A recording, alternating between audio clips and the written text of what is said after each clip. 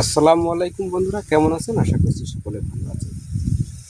তো আজ 3 ফেব্রুয়ারি, মঙ্গলবার, আর শবে বরাত।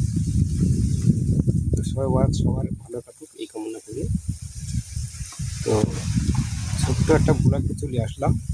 ব্লগটা এই যে, এর আগের কিছু ভিডিওতে আমি বলেছিলাম যে পাম বাগানের ভিসা আসলে আপনাদেরকে জানাবো। তো অরিজিনালি ভিসা এসছে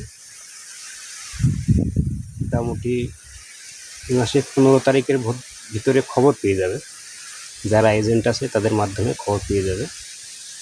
আর যারা মালয়েশিয়াতে আসার জন্য ইচ্ছুক আছেন তারা বিশেষ করে একটু খোঁজ খবর নিতে হবে। কেউ এসে আপনাকে বলবে না যে বিদেশ যাবে, পাসপোর্ট দাও, ভিসা এসছে। কেননা এখন মালয়েশিয়াতে প্রচুর চাহিদা, মানুষের প্রচুর চাহিদা, যেহেতু এটা কম সময়ের মধ্যে কাজ, বিল্ডিং লাইনে ঘোর আর ঘোর। কিন্তু মালয়েশিয়ায় কাজ অল্প টাইমের মধ্যে অনেকটা সময় পাওয়া যায়, বাড়ি একটু কথা বলা যায় ভালো। বিল্ডিং লাইনে কাজে গেলে কী হয়, সময় পাওয়া যায় না, সময়ের অভাব হয়ে যায়। বাড়ি একটু কল করব, সেই কল করার মতন পরিস্থিতি হয় না। তো কিছু কিছু কোম্পানি এসছে, কোন কোন কোম্পানিগুলো এসছে সেগুলো আমি আমাদের কোম্পানি বাদে অন্য কোনো কোম্পানিকে আমি বলবো না, যেহেতু আমি ফাইনাল জানি না।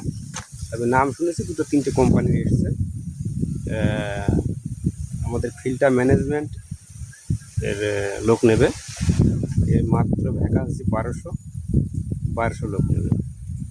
তো বেশিরভাগ নদিয়া, মুর্শিদাবাদ এই জায়গাতে বেশি লোক নেবে। তো যারা আসতে ইচ্ছুক তারা খোঁজখবর নিতে পারে। 15 তারিখ, এই মাসের 15 তারিখের ভিতরে আর কি ভিসাটা পাওয়া যাবে। তো আবার কী কী কাজ করতে হয় সেগুলো তো আমি আগেই বলে দিয়েছিলাম, পাম বাগানের কাজ কী কী। যারা আসতে ইচ্ছুক তারা খোঁজখবর নাও। খোঁজখবর নিলে যারা এজেন্ট আর কি, যারা কাজ করে বিদেশি লোক পাঠায়, তারা তারা ঠিকঠাক বলতে পারবে যে কবে কি করা হবে। তো আমি বলবো অন্য কোনো দেশে যাওয়ার থেকে আমার মনে হয় মালয়েশিয়ায় আসাটাই বেস্ট হবে। যারা কাজ করতে পারে, যারা খাটতে পারে, এখানে 30-35 চোখ দিয়ে ইনকাম করা যায়, মানে কানাকুড়া পুজো যেগুলো ইনকাম কাজ 4 থেকে 5 ঘন্টা করতে হবে, বেশি না।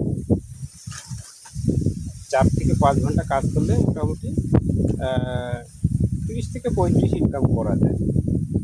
আর যারা সন্ধে পর্যন্ত কাজ করে তারা একটু বেশি পায়। যারা খাটনির ছেলে আছে তাদেরকে বলবো পাম বাগানে আসো। তো আগামী ভিডিওতে আবার দেখা হবে। এই ভিডিও এখানে শেষ করছি। ভালো থাকুন।